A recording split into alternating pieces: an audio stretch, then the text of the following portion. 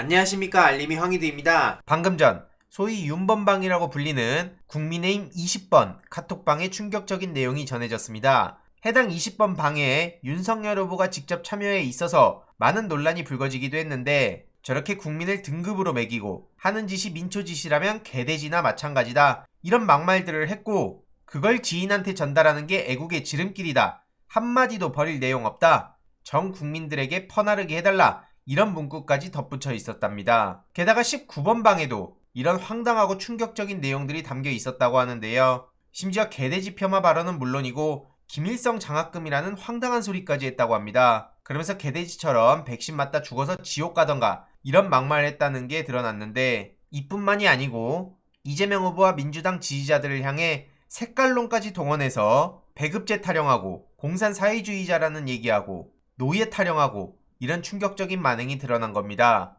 게다가 세월호 참사에 대한 원색적 비난도 확인할 수 있었는데요. 노란 리본 달고 지땡들하게 이런 막말까지 내뱉네요. 더 황당한 건 최근 오마이뉴스 단독 보도 이후 박형준 시장은 20번 방을 나갔지만 윤석열 후보는 보도가 됐음에도 불구하고 계속 머물러 있었다고 합니다. 해당 소식을 접한 시민들은 이게 인간이냐? 정신 차리고 투표 잘해야 된다. 일베의 힘답다. 이런 반응까지 나오고 있고요. 이렇게 이틀 전 새벽에 단독으로 윤석열 포함된 20번 카톡방, 소위 말해 윤번방에 실체를 폭로하는 기사가 나왔고, 이후로 안철수 빨갱이, 이준석 스파이, 홍준표 간첩, 이런 충격적인 내용이 담긴 윤번방에 만행이 탄론하기도 했었습니다. 그리고 방금 전 추가 보도가 나온 데다 최근 윤석열 후보가 또 다시 코로나 음모론을 꺼내들지 않았습니까? 요즘 무슨 유튜브를 보는 건진 모르겠지만 정상적이고 합리적인 보수의 주장이라고 하기엔 터무니없는 소리를 저렇게 당당하게 내뱉고 있다는 겁니다. 현 정부가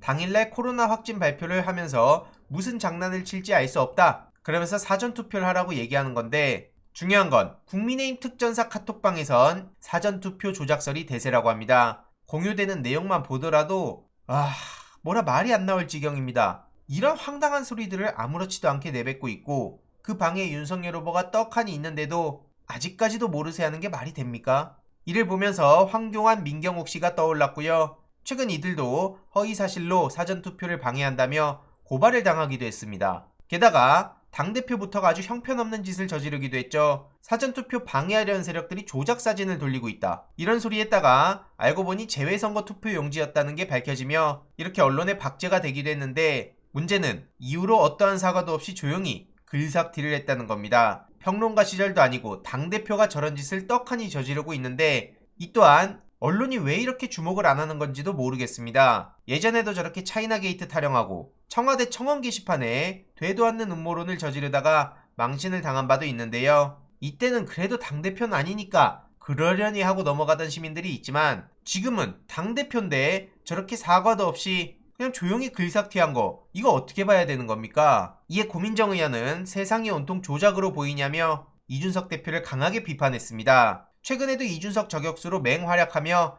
제대로 참교육을 하기도 했는데요. 유세 현장에서 정치 무관심층이나 중도층들에게 간절하게 목소리 내는 영상이 올라오기도 해서 이는 링크로 첨부해 두도록 하겠습니다. 게다가 어제 윤석열 후보의 시력 자료가 공개되기도 했죠. 이 병역 비리 의혹이라고 불러야 되는데요. 보시다시피 어떻게 시력이 저렇게 왔다 갔다 자기 편한 대로 변합니까? 그래서 병역 비리 의혹에 대해서 국민의힘 쪽에선 단순한 시력 검사 결과만 있는 상태라고 해명을 했지만, 이미 해당 소식을 접한 시민들 입장에선 병역을 고의로 기피했다는 지적을 할 수밖에 없습니다. 병역 면제를 위한 선택적 부동시 아니냐? 왜 집 근처도 아닌 멀리서, 그것도 친구가 끊어준 내용을 공개하는 거냐? 뭔가 캥기는 게 있으니까 그런 거 아니냐? 이런 비판이 나오고 있고요.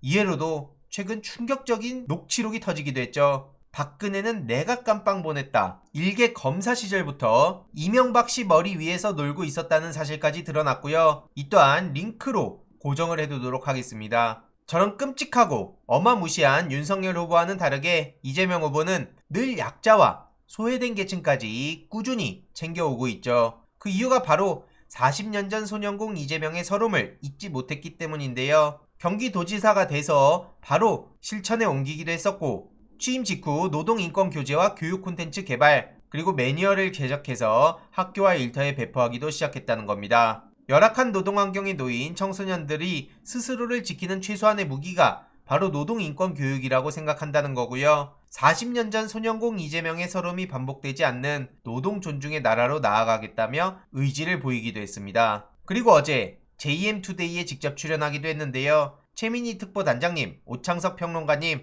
그리고 박지연 부위원장님과 함께 했습니다. 어제 박지연 부위원장님은 2030 여성 7,431명 지지선언 중에 차악을 선택하기 위해서가 아니라 최선을 선택하기 위해 이재명 후보를 지지한다며 꼭 이기자고 힘을 전했습니다. 최근 변영주 감독님 용기에 힘을 얻어 직접 마스크를 벗고 사전투표 장려에 나서기도 했는데요. 제 주위 지인들 중에서도 박지원 부위원장에게 힘을 보태야겠다는 반응이 정말 많았습니다. 저 또한 큰 용기와 힘을 얻었고 이렇게 조금씩 사회가 변해간다고 믿고요. 여성 안심 대통령이 되겠다는 이재명 후보의 이런 공약도 주위에 많이 공유해 주시길 바랍니다. 그리고 오늘 내일은 사전투표일이죠. 주위 분들께도 사전투표 동력 많이 부탁드리고 오늘 이재명 후보의 이런 빡빡한 일정들이 있는데 반드시 성과를 보일 수 있도록 끝까지 힘을 보태도록 하겠습니다. 이번 내용도 유익했다면 구독, 좋아요, 알림 설정, 멤버십 가입 정말 큰 힘이 된다는 점 말씀드리고 싶습니다. 이번 내용도 주위에 널리 공유 부탁드립니다.